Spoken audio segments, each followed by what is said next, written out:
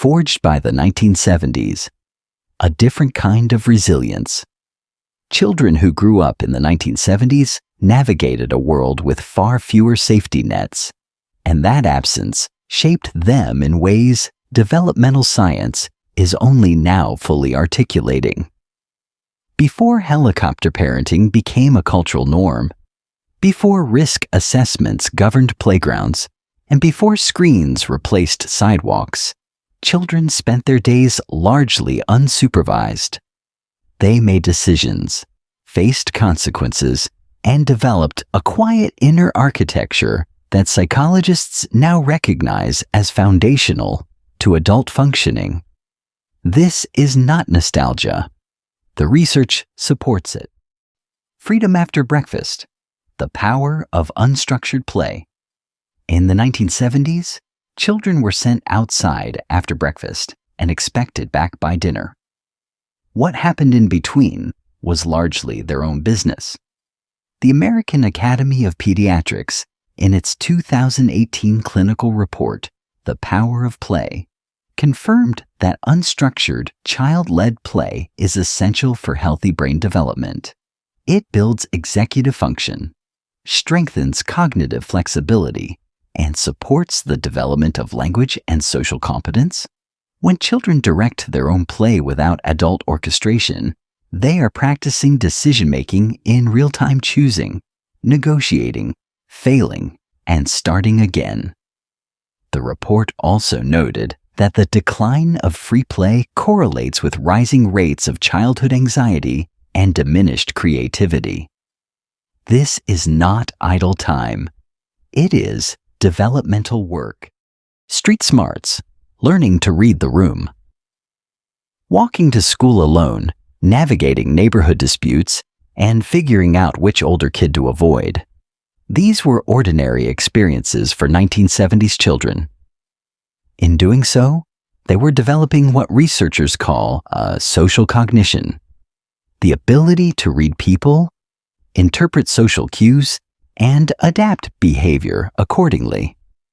A 2020 study published in Child Development found that children who engage in peer-led social interactions without adult mediation develop stronger theory of mind, the capacity to understand that others have thoughts, beliefs, and intentions different from their own. The researchers noted that adult supervised interactions, while valuable, tend to reduce the cognitive load on children by resolving conflicts before they require independent reasoning. Street experience was, in the most literal sense, education, and it was education with real stakes. The key under the flower pot, building an internal locus of control. Millions of children in the 1970s wore their house key on a string around their neck. They let themselves in, made their own snacks, and managed the hours between school and a parent's return from work. Psychologist Julian Rotter introduced the concept of locus of control in 1954, distinguishing between people who believe outcomes are driven by their own actions, internal, versus external forces beyond their control, external. The American Psychological Association's research consistently links an internal locus of control to better academic outcomes, stronger mental health, and greater resilience under stress. Children who manage themselves daily were building this capacity without knowing it. Boredom as a catalyst for creativity. Before the internet and before cable television offered hundreds of channels, children were bored, and they were expected to solve that problem themselves. Researchers at the University of Central Lancashire published findings in 2019 showing that boredom consistently drives creative thinking. When children have no external stimulation provided for them, the brain activates what neuroscientists call the default mode network, the same system associated with imagination, climbing higher, calibrating risk. Through experience, adventure playgrounds with real wood, real nails, and real heights were common in the 1970s. Children fell. They got scraped. They misjudged distances. And through those experiences, They learn to calibrate risk. The Norwegian Institute of Public Health published research confirming that risky outdoor play is associated with reduced rates of anxiety in later childhood and adolescence. Ellen Sansider, a researcher at Queen Maud University College, identified 6 categories of risky play, including great heights, high speeds, and rough and tumble, and argued that avoiding these does not protect children. It deprives them of the very experiences needed to regulate fear. A child who has never climbed high does not know how high is too high. Alone but not lonely. The strength of solitude. Long stretches of time alone were not unusual for the 1970s child. Developmental psychologist Esther Buchholz argued, in contrast to much of the field, that solitude is a developmental need, not simply an absence of others. Research from the University of Massachusetts found that adolescents who are comfortable with solitude show higher levels of creativity and emotional maturity than their more socially dependent peers. There is a crucial distinction between loneliness and unwanted isolation, and solitude, which is chosen or accepted quiet. Children who learn to sit with themselves built the capacity to be present in their own interior world, a skill that functions as a stable foundation in adult life. Sitting with emotions. Emotional self-regulation. In the 1970s, children were not coached through every emotional experience. Distress was acknowledged, but children were generally expected to recover and move on. This approach, while sometimes insufficient, produced an important side effect: practice.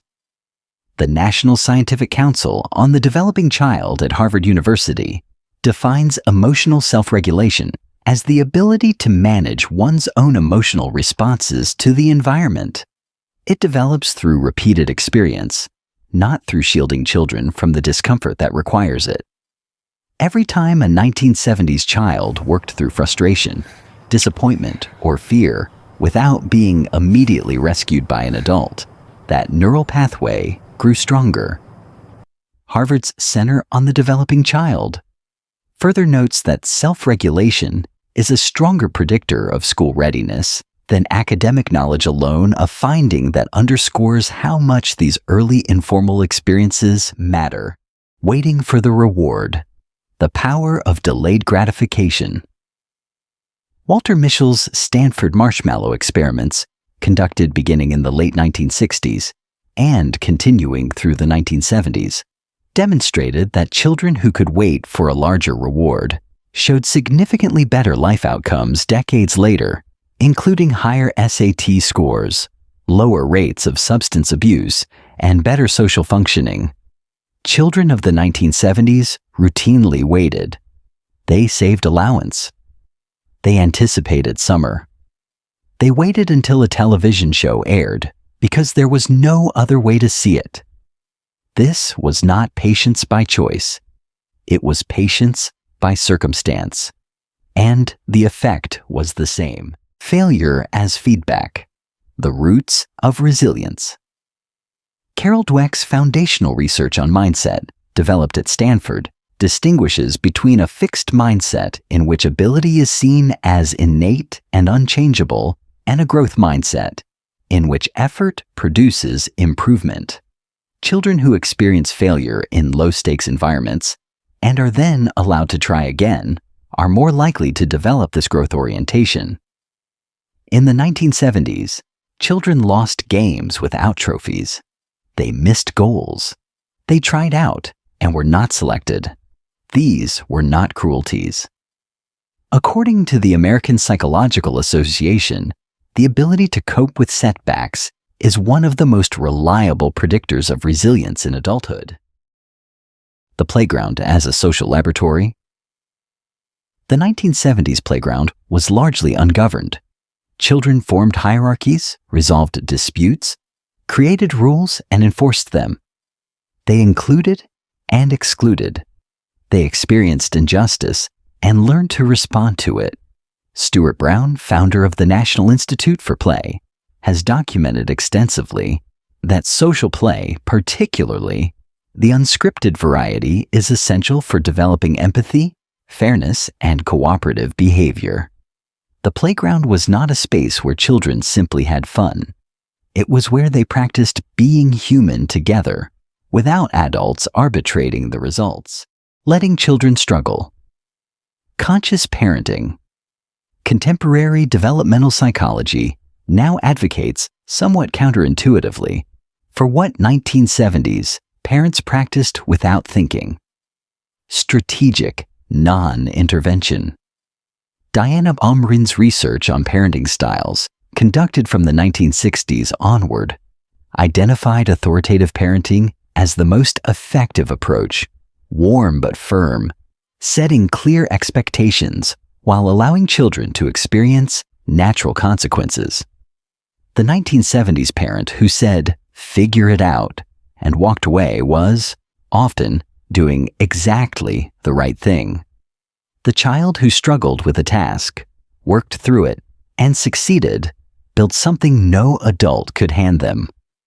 Wendy Grolnick and Richard Ryan at the University of Rochester found that children whose parents allow them to work through problems independently demonstrate stronger intrinsic motivation and higher academic engagement over time, precisely because the competence they develop feels genuinely theirs, rewired by freedom, a quiet confidence. What the research ultimately describes is a generation shaped by experience rather than instruction. Not all of those experiences were good. Not all outcomes were positive, but the architecture that unstructured freedom built internal locus of control, capacity for solitude, tolerance for boredom, ability to regulate emotion and accept failure constitutes the foundation of what psychologists define as resilience. The American Psychological Association defines resilience not as a trait people either have or do not have, but as a set of behaviors and thoughts that can be developed over time, a process, not a fixed attribute. It is not loudness or bravado. It is the quiet confidence of someone who has navigated the world on their own terms and knows from experience that they are capable of doing it again.